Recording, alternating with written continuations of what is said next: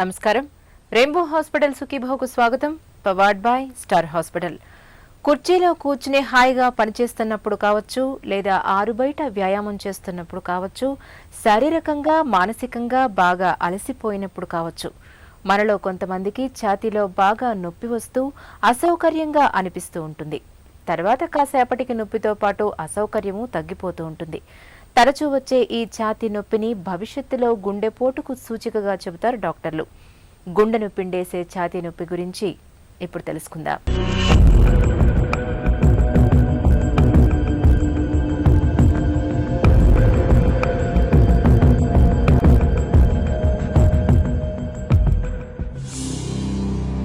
గుండెపోటు పిడికెడు గుండెలో తలెత్తిన ఒక పెను తుఫాను లాంటిది. నిరంతరాయంగా నిర్విరామంగా పనిచేసే సజీవ యంత్రానికి గుండెపోటు రూపంలో సుడిగుండం ఎదురైన ఆపత్కాలంలో ఛాతీపై పెద్ద గుదిబండ ఏదో పెట్టినట్లుగా, ఛాతీ మీద ఎవరో ఎక్కి తొక్కుతున్నట్లుగా తీవ్రమైన నొప్పిలాంటి అసౌకర్యం చాలా తీవ్రంగా ఉంటుంది. క్షణాల్లో ప్రాణాల మీదకు తెచ్చే సమస్య ఇది. అయితే ఇంత తీవ్రంగా లేకున్నా నిదానంగా వేధించే గుండె నొప్పి మరొకటుంది. దాని పేరే యాంజైనా. శారీరకంగా అలసిపోయినప్పుడు, విశ్రాంతిగా ఉన్నప్పుడు తరచూ ఛాతీలో నొప్పి వస్తూ పోతూ చెట్టంత మనిషిని సైతం కంగారు పెట్టేస్తూ ఉంటుంది. ఛాతీలో నొప్పి అనేది రకరకాల కారణాల వల్ల రావచ్చండి. ఇప్పుడు ఆ ఛాతీ రీజన్లో డిఫరెంట్ ఆర్గాన్స్ ఉంటాయండి. అండ్ అక్కడ వచ్చిన ప్రతి నొప్పి హార్ట్ నొప్పే కావాల్సిన పని లేదు. అక్కడ కండరాల నొప్పి వల్ల రావచ్చు, బోన్స్లో ఏమైనా ప్రాబ్లం ఉన్నా రావచ్చు, లంగ్స్లో ప్రాబ్లం ఉన్నా రావచ్చు. సో అట్లాగే ఈవెన్ గ్యాస్ ట్రబుల్ అంటాం. గ్యాస్ ట్రబుల్ ఉండి యాసిడ్ అనేది రిఫ్లెక్స్ లాగా పైకి వస్తున్నా కూడాను ఈ నొప్పి అనేది రావచ్చండి. బట్ ఈ రకరకాల కారణాల వల్ల రావచ్చు, కానీ వీటన్నిటిలో కూడా హార్ట్ నొప్పి అనేది లైఫ్ థ్రెటనింగ్గా ఉంటుందండి. అందుకని ఛాతీలో నొప్పి అనేది ఏ నొప్పి అయినా కూడాను డాక్టర్ దగ్గరికి వెళ్ళి ఈసీజీ తీయించుకొని లేదా ఫర్దర్ టెస్టింగ్ చేసుకునే వరకు హార్ట్ ప్రాబ్లమ్ ఎప్పుడూ ఎక్స్క్లూడ్ చేసుకోలేమండి. సో ఈ యాంజైనా అనేది ఇది హార్ట్ లోపల హార్ట్ కండరం ఉంటుందండి. హార్ట్ చుట్టూరా ఆ కండరానికి రక్తనాళాలు సరఫరా చేస్తూ ఉంటాయండి. ఆ రక్తనాళాల్లో బ్లాక్స్ కనుక ఉంటే కనుక ఆ యాంజైనా అనేది వస్తుందండి. యాంజైనా అనేది it's a type of chest pain అండి. ఈ యాంజైనా ముఖ్య లక్షణం ఏంటంటే, యూజువల్గా రెస్ట్లో ఉన్నప్పుడు యూజువల్గా యాంజైనా అంటే ఈ చెస్ట్ పెయిన్ అనేది రాదండి. బట్ ఏదైనా కూడా మనం ఎగ్జర్షన్ చేసినప్పుడు, అంటే ఏదైనా వాకింగ్ చేసినప్పుడు కానీ, మెట్లెక్కినప్పుడు కానీ, లేదా ఏదైనా కష్టమైన పని చేసినప్పుడు కానీ ముందు బయటపడుతుందండి. అండ్ ఈ యాంజైనా అనేది రకరకాల రూపాల్లో రావచ్చండి. ఇది ఎగ్జాక్ట్గా చెస్ట్ సివియర్ పెయిన్ లాగా ఉండదండి. ఓన్లీ చిన్న డిస్కంఫర్ట్ లాగా కూడా ఉండొచ్చండి. బట్ ముఖ్య లక్షణం ఏంటంటే, నడిచినప్పుడు కానీ, లేకపోతే మెట్లెక్కినప్పుడు కానీ, లేకపోతే వేరే ఏదన్నా కష్టమైన పని చేసినప్పుడు మాత్రం ఆ చెస్ట్లో పట్టినట్టున్నా కూడాను అది యాంజైనా కింద తీసుకొని మనం డాక్టర్ దగ్గరికి వెళ్ళి అన్ని పరీక్షలు చేయించుకోవాలండి. యాంజైనా గుండెను పిండేసే ఈ నొప్పికి ప్రధానమైన కారణం ప్రాణాధారమైన గుండె కండరానికి తగినంత రక్తం సరఫరా కాకపోవటమే.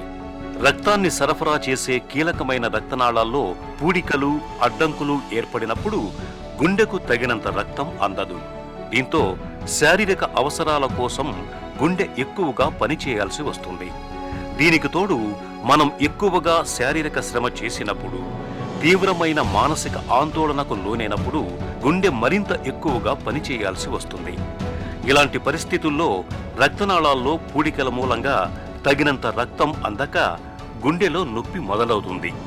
ఈ నొప్పిలో కూడా మళ్ళీ స్టేబుల్ యాంజైనా అని, అన్స్టేబుల్ యాంజైనా అని రెండు రకాలు ఉన్నాయి. ఈ యాంజైనా అనేది ఓవరాల్గా ఈ కొరోనరీ ఆర్టరీ డిసీజ్ అనే దాని మూలాన వస్తుందండి. దీనికి కారణాలు రకరకాలుగా ఉంటాయండి. అందులో ముఖ్యమైన కారణం ఏంటంటే, షుగర్ ఉన్న వాళ్ళకి కానీ, బీపీ ఉన్న వాళ్ళకి కానీ, అలాగే స్మోకింగ్ ఎక్కువ చేసే వాళ్ళకి, వీళ్ళల్లో ఈ యాంజైనా వచ్చే అవకాశం చాలా ఎక్కువ ఉంటుందన్నమాట. అట్లాగే బాగా ఓల్డ్ ఏజ్ పీపుల్లో కానీ, అంటే యంగ్ పీపుల్లో రాదని కాదు, బట్ ఏజ్ పెరిగే కొద్దీ ఈ యాంజైనా వచ్చే ఛాన్సెస్ కూడా చాలా ఎక్కువ ఉంటాయి అన్నమాట. స్టేబుల్ యాంజైనా అంటే ఇలాగ మనం నడుస్తున్నప్పుడు కానీ, మెట్లెక్కుతున్నప్పుడు కానీ, లేదా ఏదన్నా పని చేసినప్పుడు వచ్చేదాన్ని జనరల్గా స్టేబుల్ యాంజైనా అంటాం. అంటే నడిచినప్పుడు నొప్పి వచ్చి రెస్ట్ తీసుకుంటే తగ్గిపోతూ ఉంటుందండి. బట్ అన్స్టేబుల్ యాంజైనా అనేది ఏంటంటే, ఇది సడన్గా అన్ప్రిడిక్టబుల్గా చెస్ట్ పెయిన్ వస్తుందండి. బట్ యూజువల్గా రెస్ట్లో కూడా పెయిన్ వస్తుంది అనమాట. ఈ రెస్ట్లో చెస్ట్ పెయిన్ వచ్చినప్పుడు మనం హార్ట్ పెయినా లేకపోతే దానిది వేరే గ్యాస్ ట్రబుల్ అనేది మనం వెళ్ళి ఈసీజీ తీయించుకుంటే కానీ అర్థం కాదండి. ఈసీజీ తీయించుకొని అవసరమైతే ఎకో టెస్ట్ తీసుకొని, అలాగే కొన్ని ఎంజైమ్స్ టెస్ట్ అని ఉంటాయండి, ట్రాప్ టీ అని ట్రాప్ ఐ అని ఉంటాయి. సో ఇవన్నీ కూడా టెస్ట్ చేయించుకుంటే తప్పితే అది మనకి హార్ట్ రిలేటెడ్ పెయినా కాదనేది తెలియదండి. అలాగే ఈ స్టేబుల్ యాంజైనాకి అన్స్టేబుల్ యాంజైనాకి మెయిన్ డిఫరెన్స్ ఏంటంటే, స్టేబుల్ యాంజైనా వల్ల మెయిన్ నడుస్తూ ఉంటే నొప్పి వస్తుంటుంది, రెస్ట్ తీసుకుంటే తగ్గుతుందండి. బట్ సడన్గా ప్రాణం పోయే అవకాశం తక్కువ ఉంటుంది. బట్ అదే అన్స్టేబుల్ యాంజైనా అయితే కనుక సడన్గా డెత్ అయ్యే రిస్క్ చాలా ఎక్కువ ఉంటుందండి. సో అలాంటి వాళ్ళు వెంటనే హాస్పిటల్కి వెళ్ళటం, అవసరమైతే ఇమీడియట్గా యాంజియోగ్రామ్ చేయించుకోవటం, దాన్ని బట్టి అవసరమైతే స్టెంట్ వేయించుకోవటం కానీ సర్జరీ చేయించుకోవటం కానీ చేస్తే మనం లైఫ్ సేవ్ చేయడానికి అవకాశం ఎక్కువ ఉంటుందండి. యాంజైనా లేకుండా కూడా గుండెపోటు అంటే దాన్ని సైలెంట్ ఇస్కీమియా అంటామండి. అంటే బయటికి కనపడకుండా కూడా గుండెపోటులో రావచ్చు. అది ఓన్లీ ఏంటంటే మనం ఈసీజీలో కానీ ఎకో టెస్ట్లో కానీ మనకు తెలుస్తుందండి. అది కూడా జనరల్గా డయాబెటిక్ పేషెంట్స్లో ఇది ఎక్కువ వచ్చేదానికి అవకాశం ఉంటుంది. అలాగే లేదా ఏదైనా న్యూరలాజికల్ ప్రాబ్లమ్స్ ఉండి అటనామిక్ న్యూరోపతీస్ అని ఉంటాయండి. అది ఉన్నోళ్ళకి కూడాను వాళ్ళకి యాంజైనా వచ్చినా కూడా బయటికి పెయిన్ తెలియదు. బట్ ఈసీజీ కానీ ఎకో కానీ తీస్తే మనకి డెఫినెట్గా హార్ట్ అటాక్ సైన్స్ ఉంటాయి. సో వాళ్ళని వెంటనే మనం యాంజియోగ్రామ్ టెస్ట్ చేసి నెక్స్ట్ ట్రీట్మెంట్కి చేయాల్సి ఉంటుంది. శారీరకంగా మానసికంగా అధిక శ్రమకు లోనైనప్పుడు వచ్చే నొప్పిని స్టేబుల్ యాంజైనా అని, ఎలాంటి శారీరక శ్రమ లేకపోయినా విశ్రాంతి స్థితిలో ఉన్నప్పుడు కూడా వచ్చే గుండె నొప్పిని అన్స్టేబుల్ యాంజైనా అని పిలుస్తారు. ఈ రెండింటిలో అన్స్టేబుల్ యాంజైనాను ప్రమాదకరమైన గుండె నొప్పుగా చెప్పుకోవాలి. ఇలాంటప్పుడు ట్రెడ్మిల్, యాంజియోగ్రామ్ వంటి పరీక్షల్ని చేయించుకోవాలి. కొంతమందికి ఛాతీలో ఎలాంటి నొప్పి లేకుండా కూడా గుండెపోటు వచ్చే ప్రమాదం ఉంటుంది. కాబట్టి వయసు పైబడుతున్న కొద్దీ తరచూ ఆరోగ్య పరీక్షల్ని చేయించుకుంటూ ఉండాలి. హై బీపీ, షుగర్, పొగ, మద్యం వంటి అలవాటున్న వాళ్ళు తరచూ ఈ పరీక్షల్ని చేయించుకోవడం మరీ అవసరం. చెస్ట్ పెయిన్ అనేది ఏదైనా కూడాను ఇమీడియట్ అటెన్షన్ పే చేయడం ఇంపార్టెంట్ అండి. హాస్పిటల్కి వెళ్ళి రొటీన్ బేసిక్ టెస్టులు కొన్ని ఉంటాయండి. అంటే ఈసీజీ, 2D ఎకో టెస్ట్ అని ఉంటుంది, అండ్ అవసరాన్ని బట్టి ట్రెడ్మిల్ టెస్ట్ అని ఉంటుందండి. ఈ 3 టెస్టులు మోస్ట్ ఇంపార్టెంట్ అండి. దీనికి తోడు అనుమానం ఉంటే కనుక కార్డియాక్ ఎంజైమ్స్ టెస్టులు అని వస్తుంటాయండి, ట్రాప్ టీ అని ట్రాప్ ఐ అని. ఈ టెస్టులన్నీ చేయాలండి. ఈ టెస్టులన్నీ చేస్తే కానీ మనం చెస్ట్ పెయిన్ అనేది హార్ట్ రిలేటెడా కాదనేది తెలియదు మనకి. చెస్ట్ పెయిన్ అనేది కనుక సిగ్నిఫికెంట్గా ఉండి ఒక అరగంట దాటి ఎక్కువ ఉందనుకోండి, ఇమ్మీడియట్గా కనుక హాస్పిటల్కి వెళ్ళటం అనేది రికమెండ్ చేస్తామండి. అలాగే ఈ లోపల కనుక సార్బిట్రేట్ అని ఒక ట్యాబ్లెట్ ఉంటుందండి, ఒక 5 మిల్లీగ్రాము నాలుగు కింద పెట్టుకుని చూడొచ్చండి. అది పెట్టుకున్న తర్వాత కూడాను 15 మినిట్స్లో రిలీఫ్ లేకపోతే మ్యాక్సిమం ఇంకో ట్యాబ్లెట్ కూడా వాడచ్చండి. సో ఏదైనా కూడాను 30 మినిట్స్ దాటి కనుక పెయిన్ కంటిన్యూ అవుతూ ఉంటే కనుక అది అర్ధరాత్రి 2 గంటలైనా 3 గంటలైనా 4 గంటలకైనా కూడా ఇమీడియట్గా దగ్గరలో ఉన్న హాస్పిటల్కి వెళ్ళిపోయి ఈసీజీ తీయించుకొని చూడాలండి. ఛాతీలో నొప్పి లాంటి సమస్యలేమీ లేదు కాబట్టి మాకు గుండెపోటు వచ్చే ప్రమాదం ఏమీ లేదని అనుకుంటారు మనలో చాలా మంది. నిజానికి యాంజైనా అంటే ఛాతీలో నొప్పి లేకుండానే గుండెపోటు వచ్చే ప్రమాదం ఎప్పుడూ ఉంటుంది. అలాగే ఛాతీలో నొప్పిగా ఉంటున్నప్పుడు అది గ్యాస్ ట్రబుల్ మూలంగా వస్తున్న నొప్పిలే అని నిర్లక్ష్యం చేయకూడదు. ఛాతీలో నొప్పికి కారణం ఏదైనా కావచ్చు. ఒకసారి డాక్టర్ దగ్గరికి వెళ్లి ట్రెడ్మిల్, సిటీ యాంజియోగ్రామ్ వంటి పరీక్షల్ని చేయించుకోవటం మేలు. గుండెకు సమస్యలు పెరుగుతున్నాయని తెలిసినప్పుడు ఆహారం, వ్యాయామం విషయంలో తగిన జాగ్రత్తలు తీసుకోవటం, కొలెస్ట్రాల్ను అదుపులో ఉంచే స్టాటిన్ మందుల్ని వాడుకోవటం ద్వారా గుండె ఆరోగ్యాన్ని కాపాడుకోవచ్చు. గుండెపోటు ముప్పును చాలా వరకు నివారించుకోవచ్చు. ఇప్పుడు రెయిన్బో హాస్పిటల్ సమర్పించు హెల్త్ న్యూస్ మీకోసం.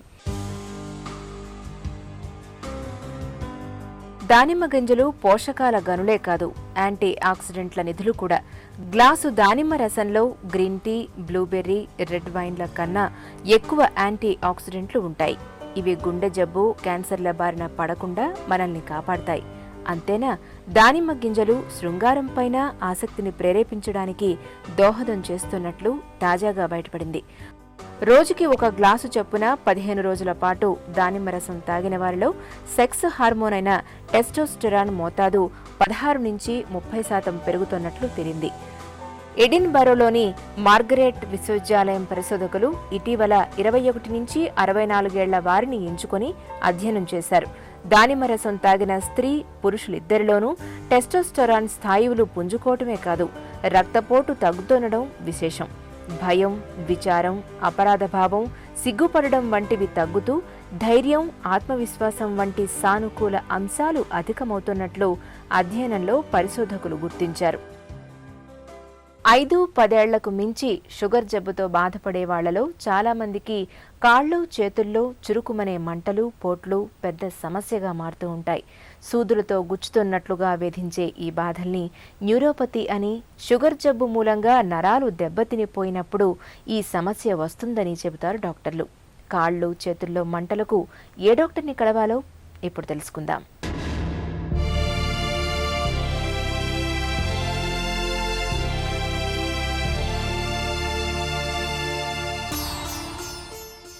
జబ్బేమిటి? డాక్టర్ ఎవరు? వ్యాధి న్యూరోపతి.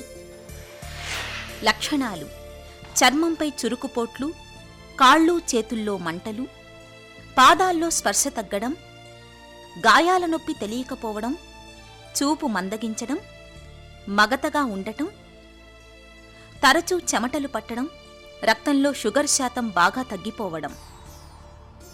ఏ డాక్టర్ని సంప్రదించాలి? Neuro physician. పిల్లల్లో రకరకాల అలర్జీలు కనిపిస్తూ ఉంటాయి. ముఖ్యంగా తినే ఆహారానికి సంబంధించి రకరకాల అలర్జీలు వస్తూ ఉంటాయి. కొంతమంది పిల్లలకు పాలు తాగితే అలర్జీ వస్తూ ఉంటుంది, కొందరికి గుడ్లు తింటే, కొందరికి చిక్కుడు తింటే, కొందరికి చేపలు తింటే అలర్జీ వస్తూ ఉంటుంది.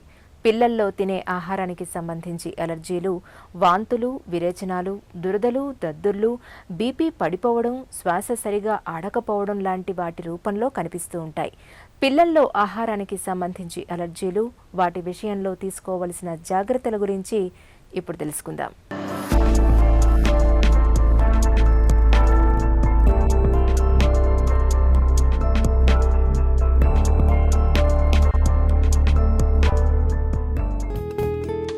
పిల్లల్లో ఎలర్జీలకు కారణాలేంటి? మనం చాలా రకాల ఆహారాలు తింటాం, కానీ యాక్చువల్గా ఎలర్జీ కాజ్ చేసే ఫుడ్స్ చాలా తక్కువ. మొత్తం 85% ఎలర్జీస్కి ఇవే కాజ్ చేస్తాయి. కామన్ ఫుడ్స్ ఏంటంటే మిల్క్ ఒకటి, eggs, soya, wheat, nuts, sea foods అంటే ఫిష్, క్రాబ్స్, ప్రాన్స్ ఇవన్నమాట. ఇవి వరల్డ్ అంతా చూసుకుంటే ఇంక్లూడింగ్ ఇండియా. ఇవి కాకుండా పర్టికులర్గా మన ఇండియాలో if you look at our patients, other things like citrus fruits అని, బనానాస్, బ్రింజాల్ ఆర్ ఆబుజిన్ ఇవి కూడా కాజ్ చేస్తాయి. సో ఈ particular foods they are responsible in the majority of patients. ఇవి కాకుండా అదర్ థింగ్స్ లైక్ సెసమీ అని, లేకపోతే kiwi fruits అని, ఇలాంటివి కొన్ని రేర్ కాజెస్ కూడా ఉంటాయి. ఎలర్జీలు ఎన్ని రకాలుగా ఉంటాయి? అది 2 రకాలు. ఒకటేంటంటే ఐజీఈ. ఐజీఈ అంటే ఇమ్యూనోగ్లోబులిన్ ఈ, అది ఒక రకమైన యాంటీబాడీ. ఐజీఈ మీడియేట్ చేసే అలర్జిక్ రియాక్షన్స్ ఇమ్మీడియట్గా కనపడతాయి మనకి within minutes or maximum hours. వీటిలో ఎట్లా ఉంటాయంటే రెస్పిరేటరీ సిమ్టమ్స్ అంటే జలుబు, ముక్కు కారడం, ఐస్ వాటరింగ్ లేకపోతే ఇచ్చింగ్ ఉంటుంది. లేకపోతే గ్యాస్ట్రోఇంటెస్టైనల్ సిమ్టమ్స్ అంటే సివియర్ వామిటింగ్ కానీ, కడుపు నొప్పి, డయేరియా. లేకపోతే స్కిన్ రియాక్షన్స్ ఎట్లా ఉంటాయి, ర్యాషెస్, స్కిన్ ర్యాషెస్, అర్టికేరియా అంటే బొబ్బల్లాగా పైకి ప్రామినెంట్గా కనపడడం, తర్వాత ఇచ్చింగ్, స్కిన్ ఇచ్చింగ్, ఇవి ఉంటాయి. ఇది కాకుండా సివియర్ రియాక్షన్స్ ఎనాఫైలాక్సిస్ అంటాం. ఎనాఫైలాక్సిస్ అంటే చైల్డ్ అన్కాన్షియస్గా అయిపోవడము, లేకపోతే బ్లడ్ ప్రెషర్ బాగా పడిపోయి చేతులు కాళ్ళు చల్లగా అయిపోవడం, ఇవన్నీ అనమాట. ఇది ఎనాఫైలాక్సిస్ అంటారు. This can be severe and life threatening if not treated immediately. So it's a whole spectrum. ఇందులో ఇదన్నీ ఐజీ ఇమీడియట్ రియాక్షన్స్. ఇప్పుడు అదర్ రియాక్షన్ ఏంటంటే non IG mediated or cell mediated. ఇందులో reactions it can take hours or even days, గంటల నుండి రోజుల దాకా కూడా పట్టచ్చు. ఇందులో స్కిన్ ఎగ్జిమా ఉన్న చైల్డ్కి ఎగ్జిమా వర్స్ అవ్వడం. రెండోది ఏంటంటే గ్యాస్ట్రోఇంటెస్టైనల్ సిమ్టమ్స్, కడుపు నొప్పి, డయేరియా, కాన్స్టిపేషన్ ఏదైనా కూడా రావచ్చు. పిల్లల్లో ఫుడ్ ఎలర్జీలు ఎందుకు పెరుగుతున్నాయి?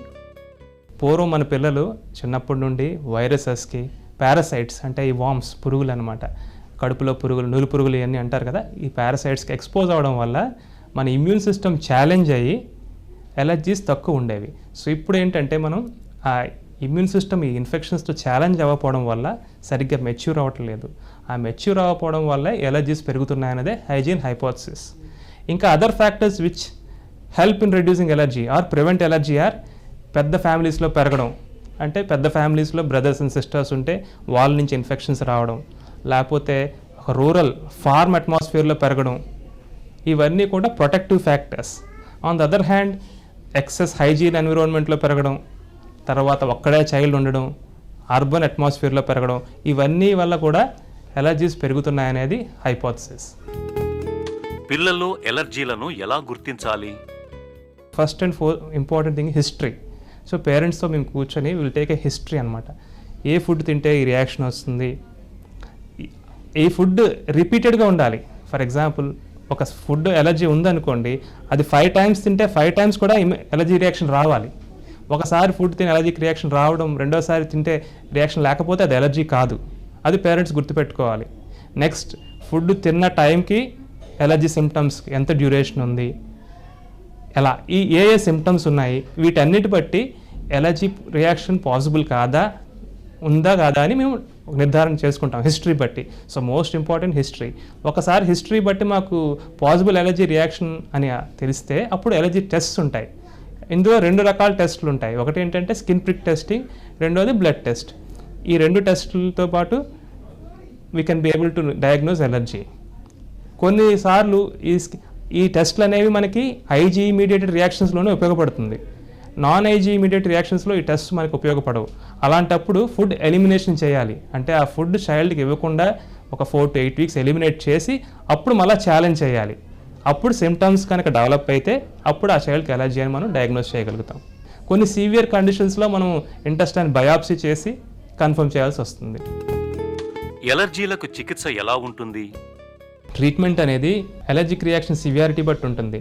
Of course most important is prevention. అంటే ఏ ఫుడ్ అయితే మనం ఎలర్జీ అనుకుంటున్నామో ఆ ఫుడ్ అవాయిడ్ చేయడం. కానీ ఇది అస్తమానం సాధ్యమయ్యే విషయం అవ్వకపోవచ్చు. ఎగ్జాంపుల్, మనకి మిల్క్, ఎగ్స్ ఉన్నాయనుకోండి, అవి చాలా ఫుడ్స్లో ఉంటాయి, అవి కేక్స్, బిస్కెట్స్, అప్పుడు అబ్సల్యూట్గా అవాయిడ్ చేయడం వీలు అవ్వకపోవచ్చు. సెకండ్, ఒకసారి ఎక్స్పోజ్ అయ్యాక అప్పుడు ఏం చేయాలి? మైల్డ్ రియాక్షన్స్ అయితే యాంటీ ఎలర్జీ మెడిసిన్ లేదా యాంటీ హిస్టమినిక్ మెడిసిన్ ఒకటి ఇస్తాం ఫ్యామిలీకి.